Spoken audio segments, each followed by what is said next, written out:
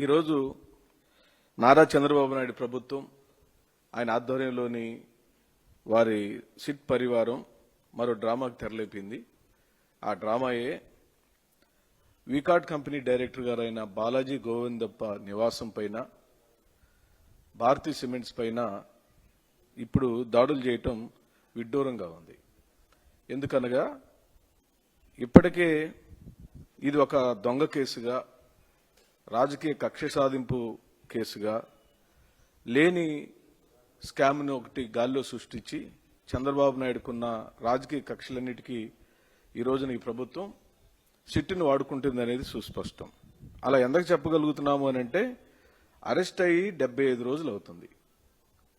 Arrest అయ్యి 75 రోజులు అయిన సందర్భంలో ఓ అంతర్జాతీయ కంపెనీకి డైరెక్టర్గా ఉన్న బాలాజీ గోవిందప్ప గారు తన బెయిల్ పిటిషన్ వేసుకున్నారు. బెయిల్ పిటిషన్ పై వాదనలు వినిపిస్తుంది న్యాయశాఖకు సంబంధించిన ప్రతినిధులు.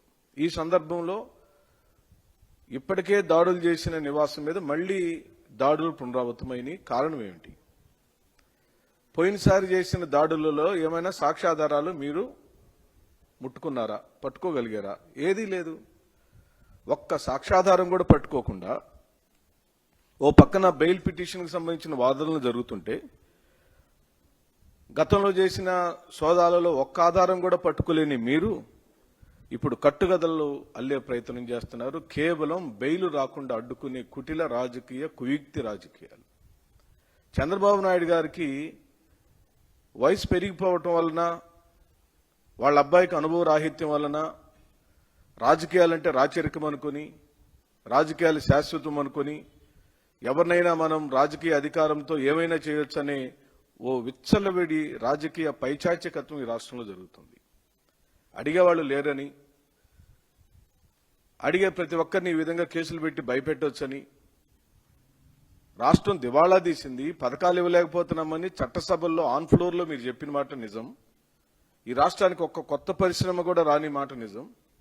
ఇలాంటి దురదృష్ట కాలంలో ఓ అంతర్జాతీయ కంపెనీకి సంబంధించిన డైరెక్టర్ని, ఓ పారిశ్రామికవేత్తని ఈ విధంగా భయభ్రాంతులు చేస్తే పరిశ్రమలు ఈ రాష్ట్రానికి రాకూడదనే కుట్రలో భాగమే చంద్రబాబు నాయుడు వారి పరివారం చేస్తున్న ఈ ఉద్దేశం. లేని లిక్కర్ స్కామ్ ఒకటి సృష్టించి రాజకీయ కక్షకు రాజకీయాలను వేదికగా మార్చుకున్న చంద్రబాబు నాయుడు ఈ కేసులో ఒక్క ఆధారం కూడా చూపించలేకపోయారు. సిట్ చేస్తున్నటువంటి ఈ దర్యాప్తులో ఎక్కడైనా ఈ రోజు వరకు సిట్ అధికారులు ఓ బలమైన ఆధారాన్ని, సాక్ష్యాన్ని ఈ రాష్ట్ర ప్రజలకు చూపించగలిగారా? న్యాయస్థానానికి చూపించగలిగారా? ఈ మధ్యనే వాళ్ళు చేసిన ఛార్జ్ షీట్లో ఈ బాలాజీ గోవిందప్ప గారి పేరు కావాలనే చేర్చకుండా ఆయన పేరుని తొలగించి, ఇప్పుడు మళ్ళీ ఆయన 75 రోజులు అయిన సందర్భంలో బెయిల్ ప్రయత్నం చేసుకుంటుంటే ఆయన కంపెనీ మీద, ఆయన నివాసం మీద, భారతీ సిమెంట్స్ మీద దాడులు చేయడాన్ని తీవ్రంగా ఖండిస్తున్నాం. ప్రిలిమినరీ ఛార్జ్ షీట్లో పేర్లు లేకున్నప్పుడు నువ్వేమి కొండంత వెలికని పట్టుకుందా సిట్టు? ఎవరిని నేరస్తులుగా చూపించాలా అయోమయంలోకి పడిపోయిందా సిట్టు? సిట్ అధికారులు కూడా కనువిప్పు కలగాలి. రాష్ట్రంలో మీరు ఎవరి చేతిలో ఎలా ఉపయోగించబడుతున్నారో, ఎందుకు ఉపయోగించబడుతున్నారో, ఇలాంటి దాడులు ఎందుకు చేస్తున్నారో, అసందర్భంగా ఎందుకు దాడులు చేస్తున్నారో, పదే పదే కుటుంబాల మీద ఎందుకు దాడి చేస్తున్నారో, ఆ కుటుంబాల యొక్క మానసిక పరిస్థితి ఎప్పుడని ఆలోచించారా? ఓ అంతర్జాతీయ కంపెనీ స్థాయి డైరెక్టర్గా ఎదిగిన గోవిందప్ప యొక్క కుటుంబాన్ని ఈ విధంగా కుటుంబం మీద, నివాసం మీద దాడులు చేస్తే ఆ కుటుంబం యొక్క నైతిక స్థాయి పరిస్థితి ఏమిటని అడుగుతుంది వైఎస్ఆర్ కాంగ్రెస్ పార్టీ. ఓ పక్కనేమో పరిశ్రమలు రావాలి, మేము బ్రహ్మాండంగా చూపిస్తున్నాం, పరిశ్రమలు వస్తున్నాయని చెబుతున్న చంద్రబాబు నాయుడు వారి పరివారం ఈ రాష్ట్రంలోనికి ఒక్క కొత్త పరిశ్రమ తీసుకురాగలిగారా? ఇంత దురదృష్టకరమైన పరిస్థితులలో రాష్ట్ర ప్రజలను ఎందుకు నెట్టారని అడుగుతుంది వైఎస్ఆర్ కాంగ్రెస్ పార్టీ. హఠాత్తుగా వెళ్ళింది సిట్టు బృందం, ఏ అలజడి లేదు. బాలాజీ గోవిందకి సంబంధించిన ఒక్క ఆధారం కూడా చూపించలేకపోయింది. ఛార్జ్ షీట్లో ఆయన పేరుని పెట్టలేకపోయింది. ఆయన పేరు లేదు. కావాలని తప్పించి ఈ డ్రామాకి తెరలేపారని సుస్పష్టం అవుతుంది. ఎందుకు వీకాట్ని టార్గెట్ చేశారు? వీకాట్ ఎవరు అసలు? యూరోప్లో టాప్ కంపెనీల్లో ఒకటి వీకాట్ కంపెనీ. 2024 సంవత్సర కాలంలో, ఆర్థిక సంవత్సరంలో 44,316 కోట్ల రూపాయల విలువైన సిమెంట్ను విక్రయించింది ఆ కంపెనీ. జగన్మోహన్ రెడ్డి గారు ప్రతిష్టాత్మకంగా ప్రపంచ స్థాయి క్వాలిటీతో స్థాపించిన భారతీయ సిమెంట్స్లలో ఈ వీకాట్ అనే కంపెనీ 51% వాటాను కలిగి ఉన్న కంపెనీ. 13 ఏళ్ల క్రితమే ఆ 51% వాటాను కొనుగోలు చేసిన కంపెనీ. బ్రహ్మాండంగా పనిచేస్తున్న కంపెనీ, క్వాలిటీ సిమెంట్ ఇస్తున్న కంపెనీ. ఏం వ్యాపారాలు చేయకూడదండి? జగన్మోహన్ రెడ్డి గారికి సంబంధించిన వాళ్ళు ఎవరు వ్యాపారాలు చేయకూడదా? స్నేహితులు చేయకూడదా? బంధువులు చేయకూడదా? వారికి సంబంధించిన వాళ్ళు ఎవరు వ్యాపారాలు ఉండకూడదా? మనమే ఉండాలా? నీ బినామీ కథలు, నీవు బినామీలు పెట్టుకొని ఏ విధంగా వ్యాపారాలు చేస్తావు, అలాంటి ఆయన నాలెడ్జ్ లేదు జగన్మోహన్ రెడ్డి గారికి. జగన్మోహన్ రెడ్డి గారు చేస్తున్న ఏ రాజకీయం ఎక్కడ కూడా వ్యాపార సంబంధిత అంశాలు దాపరికాలే లేవు. కానీ నీ ఒళ్ళంతా దాపరికమే, నీ రాజకీయ చరిత్ర అంతా దాపరికమే. నీ బినామీలకు ఎంతమందికి విద్యా సంస్థలు ఉన్నాయి? నీ బినామీలకు ఎంతమందికి గ్రానైట్ ఇండస్ట్రీలు ఉన్నాయి? నీ బినామీలకు ఎంతమందికి ఫార్మాస్యూటికల్ కంపెనీలు ఉన్నాయి? సింగపూర్లో నీ పెట్టుబడులు ఎన్ని ఉన్నాయి? నీకు ఎన్ని హోటల్స్ ఉన్నాయి సింగపూర్లో? ఈ చరిత్ర అంతా కూడా గవర్నమెంట్లు మారిన తర్వాత ప్రభుత్వాలే నీ సొత్తు కాదు, నువ్వేం రాజువు కాదు,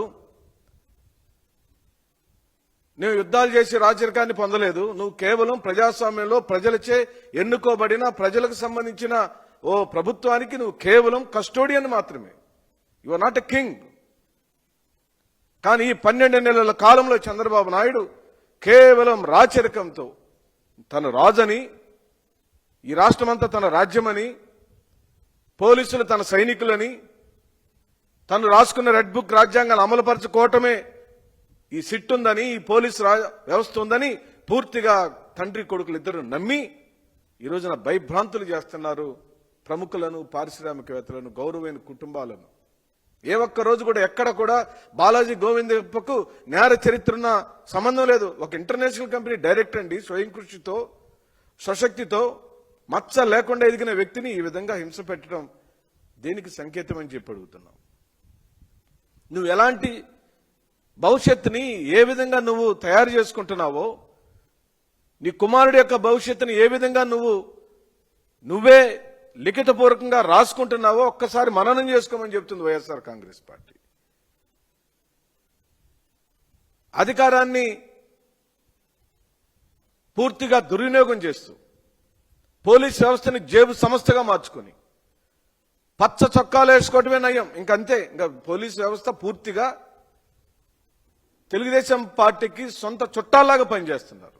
మాత్రం భయపడటం లేదు.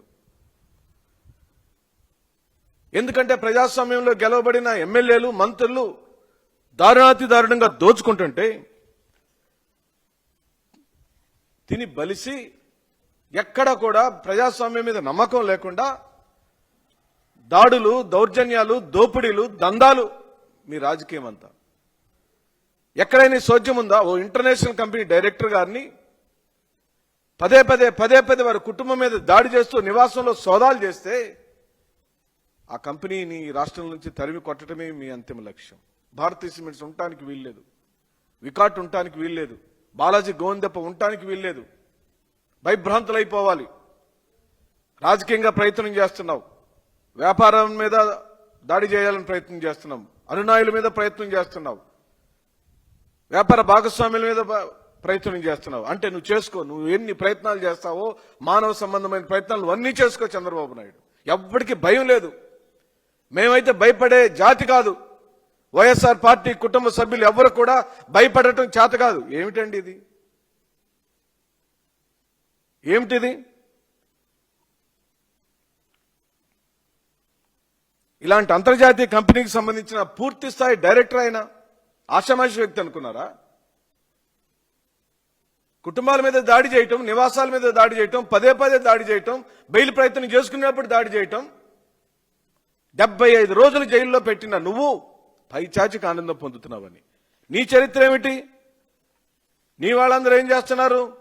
దారి దోపిడి దొంగల ముఠాల్లాగా మన ఇంటి ముందు నుంచి లారీ పోతే కప్పం కట్టాలి, మన ఊరు మీద నుంచి లారీ పోతే కప్పం కట్టాలి, మన పరిసరాల్లో ఎవరన్నా గ్రావెల్ పోతే కప్పం కట్టాలి, మన నియోజకవర్గ పరిధిలో గ్రానైట్ ఉంటే కప్పం కట్టాలి,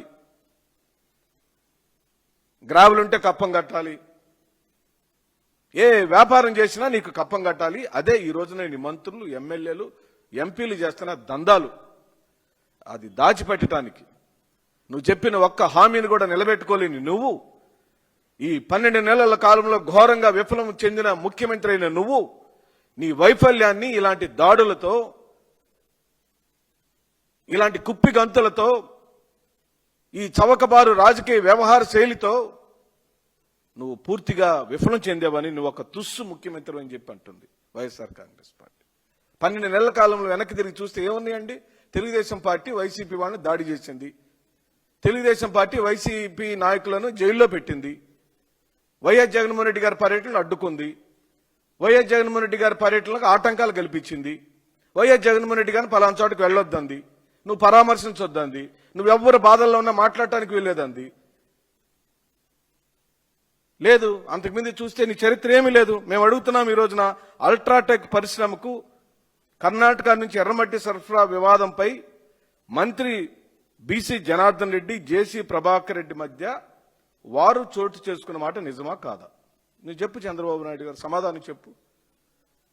ఒక మంత్రి, ఒక ఎమ్మెల్యే, వారిద్దరి మధ్యలో మట్టి తాగాదా? కప్పం కంట్రీ సిమెంట్ కంపెనీలపై ఎరపతినేని గూండాగిరి చేసిన మాట నిజం కాదా? ప్రతి బస్తాకు కప్పం కట్టాలని ఆయన భవ్య, చెట్టినాడు సిమెంట్ సంస్థలపై గూండాగిరి చేసిన మాట నిజం కాదా? ఒక సిమెంట్ ఫ్యాక్టరీ 50 రోజులు, మరో సిమెంట్ ఫ్యాక్టరీ 30 రోజులు ఈయన దాడులు తట్టుకోలేక, ఈ వేధింపులు భరించలేక మూసివేసుకున్న మాట నిజం కాదా? జత్వానీని వాడుకొని రాష్ట్రం నుంచి జిందాల్ స్టీల్ సంస్థను చంద్రబాబు నాయుడు వెళ్ళగొట్టిన మాట నిజం కాదా? దాని వాల్యూ ఎంత అండి? నువ్వు జత్వానీని పెట్టుకుని ఆ కంపెనీని వెళ్ళగొడితే 3 లక్షల కోట్ల పెట్టుబడులను జిందాల్ కంపెనీ మహారాష్ట్రకి తీసుకెళ్లిన మాట నిజం కాదా? ఇది కదా నష్టం రాష్ట్ర ప్రజలకు. ఆ పరిశ్రమలు వస్తే బిడ్డలకు, చదువుకునే బిడ్డలకు ఉద్యోగాలు వస్తాయి, ఉపాధి వస్తుంది, రాష్ట్ర ఆదాయం పెరుగుతుంది.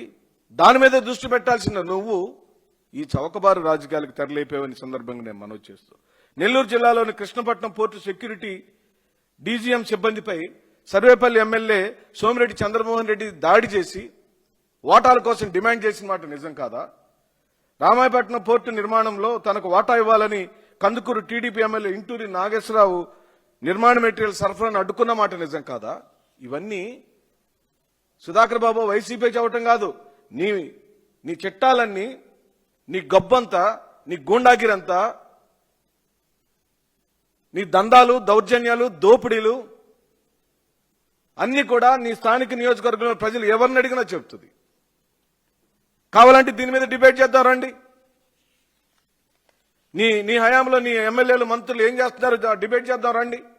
రాష్ట్ర ప్రజలను అడగండి. ఎందుకు నువ్వు నిన్న సర్వే చేయించుకున్నావు కదా, ఆ సర్వేలో ఏమొచ్చింది నీ రిపోర్టు? నీ ఎమ్మెల్యేలందరూ సుమారుగా 151 మంది దోపిడీలు చేస్తున్నారనే వచ్చింది,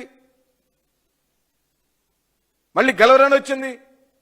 దాని నుంచి దృష్టి మలచడానికి ఈ ఎత్తుగడలేస్తూ శ్రీకాకుళం జిల్లాలోని యూబీ బీర్ల ఫ్యాక్టరీలో కూటమి నేతలు అందరూ కలిసి అల్లరి చేస్తే బీజేపీ ఎమ్మెల్యే నడుకుర్తి ఈశ్వరరావు నెల కప్పం కట్టాలన్నమాట వాస్తవం కాదా? కంపెనీలను మీరు వేధిస్తున్న మాట నిజం కాదా? ఇండస్ట్రియలిస్టులు ఎవరు కూడా ఇక్కడ వ్యాపారాలు చేయడానికి భయపడుతున్నారనే మాట నిజం కాదా? ఇది ఇంకా మరీ ఘోరం. నియోజకవర్గం మీదుగా వెళుతున్న గ్రానైట్ రవాణాను ఓ షాడో ఎమ్మెల్యే అనుచరుడు ఆపి ముక్కుపిండి కప్పం వసూలు చేస్తున్నాడు. సత్తెనపల్లి నియోజకవర్గం షాడో ఎమ్మెల్యేగా పేరు పొందిన ఈ టీడీపీ నేత పూర్తిగా కేడీ ట్యాక్స్ వసూలు చేస్తున్నమాట నిజం కాదా? ఇదంతా బహిరంగంగా జరుగుతున్న వ్యవహారమే, ఇదేం పెద్ద రహస్య వ్యవహారం కాదు. సత్యసాయి జిల్లా పెనుగొండ నియోజకవర్గంలో కియా భూములపై మంత్రి, అక్కడ టీడీపీ ఎమ్మెల్యే కొట్లాడుకు దిగిన మాట నిజం కాదా? రాప్తాడు నియోజకవర్గంలో ముఖ్య నేత కుమారుడు పరిశ్రమలు వ్యాపార వాణిజ్య వర్గాల నుంచి దందాలు పాల్పడుతున్న మాట నిజం కాదా? ఈ విధంగా దోచుకో పంచుకో తినుకో అనే సందంగా కూటమి నేతలు మూకుమ్మడిగా ఈ రాష్ట్రం మీద దాడి చేస్తూ పరిశ్రమలను రాష్ట్రం నుంచి వెళ్ళగొడుతూ ఒక్క పరిశ్రమ కూడా కొత్త పరిశ్రమ కూడా రానియకుండా ఉద్యోగాలు రాకుండా సాధించాల్సిన విజయాలు కేంద్ర ప్రభుత్వం నుంచి ఒక్కటి కూడా తెచ్చుకోకుండా పూర్తిగా ప్రజలను మోసం చేసి ఈ రోజున ఇలాంటి చౌకబారు రాజకీయాలకు తెరలేపాడు చంద్రబాబు నాయుడు. నువ్వు సృష్టించిన ఈ మద్యం కుంభకోణం అది పేపర్ మీద మాత్రమే ఉంది, గాల్లోనే ఉంది. దానికి ఎక్కడ వాసన లేదు, ఆధారం లేదు, సరైన సాంకేతికపరమైన నిబద్ధతతో కూడుకున్న ఒక్క ఆధారం కూడా చూపించలేదు ఈ రోజు వరకు. నువ్వు ఆయన మద్య నిషేధం తెస్తానని చెప్పిన జగన్మోహన్ రెడ్డి గారు ఒకేసారి నిషేధం కాదు విడతల వారీగా నిషేధిస్తానని చెప్పిన వారు రేట్లు పెరగటం ద్వారా దాని కొనుగోలు యొక్క స్థాయిని తగ్గించి రోజు కొనుక్కోవటానికి స్తోమత ఉండదు కాబట్టి ఆ విధంగా మద్యం తాగటం ఆపేస్తారని ఆశపడ్డాడు. ఈ రాష్ట్రాన్ని బాగు చేసే క్రమంలో తననే నమ్ముకున్న ఆడంగులకు, ఆడబిడ్డలకు, అక్కలకు, చెల్లెళ్లకు మేలు చేయాలనే దృఢ సంకల్పంతో మద్యాన్ని ప్రభుత్వం యొక్క పరిధిలోకి తీసుకొచ్చాడు. ప్రభుత్వం సరఫరా చేస్తే కల్తీ మద్యానికి తావుండదని, ధరలు అదుపులో ఉంటాయని, తద్వారా మెల్లగా ఈ రాష్ట్రంలోని పేదవాడు రోజు మద్యం షాప్కి వెళ్ళి మద్యం కొనుక్కొని తాగుతున్న పేదవాళ్లను దానిలో నుంచి బయటికి తీసుకురావాలని దృఢ సంకల్పం ఒకవైపు, ఆయన ఆ విధంగా బాగు చేయటం రెండో వైపున తన వైపు జాలిగా దయగా చూస్తున్న తన అక్క చెల్లెళ్లకు పూర్తిగా సంపూర్ణమైన ఆర్థిక రాజకీయ న్యాయం చేసే క్రమం జరిగింది. పథకాలన్నీ తన ఆడబిడ్డలకే ఇచ్చుకున్నాడు. ఇళ్ల పట్టా ఇచ్చిన ఆడవాళ్లకే, అమ్మఒడి ఆడవాళ్లకే, చేయూత ఆడవాళ్లకే, ఆసరా ఆడవాళ్లకే. ఈ రాష్ట్రంలోని సౌభ్రాతృత్వాన్ని, ఆస్తిని, ఆనందాన్ని తన చెల్లెలకు ఇవ్వాలనుకున్నాడు, అక్కలకి ఇవ్వాలనుకున్నాడు, పేదవాళ్ళైనటువంటి ఎస్సీ ఎస్టీ బీసీ మైనార్టీ బిడ్డలకు ఇవ్వాలనుకున్నాడు, ఇచ్చాడు. అలాంటి వాడి మీద నువ్వు కక్ష కట్టావు. ఎందుకంటే ఆ పేదవాడికి డబ్బులు ఇవ్వటం నీకు నచ్చలేదు చంద్రబాబు నాయుడు. ఆ పథకాలు పేదవాడికి చెందటం నీకు ఇష్టం లేదు చంద్రబాబు నాయుడు. అందుకే ఈ రోజు వరకు నువ్వు ఆ ఎస్సీ ఎస్టీ బీసీ మైనార్టీ పేదవాళ్లకు అందుతున్న పథకాలన్నిటిని ఉక్కు పాదంతో నీ ఎడంకాలు బూట్తో తొక్కి పెట్టావు. అది నీ రాజకీయం. ఎందుకంటే ఆ ఇంట్లో టీవీ ఉండటానికి వీల్లేదు, ఎవరు ఆర్థిక పరపతి పొందడానికి వీల్లేదు. ఇది కుట్రల అంతర్భాగమే.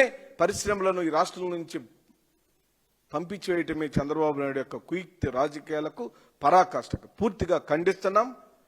బాలాజీ గోవిందప్ప నిర్దోషి, ఓ సక్రమమైన వ్యాపారం చేసుకున్నవాడు. తన బెయిల్ను ఆపటానికి చంద్రబాబు నాయుడు ఈ రోజున హైదరాబాద్లో వారి నివాసం మీద సిట్ చేస్తున్న దర్యాప్తు దాడులను ఖండిస్తూ ఒకసారి దాడి చేసి మళ్లీ మళ్లీ దాడి చేయటం, సోదాలు చేయటం, ఒక్క సోదాలో కూడా ఒక్కటి ఆధారం కూడా పట్టుకోకపోవటం మీ విఫలమని, ఇది రాజకీయ క్రీడ మాత్రమే చెప్తూ సెలవు తీసుకుంటున్నాను.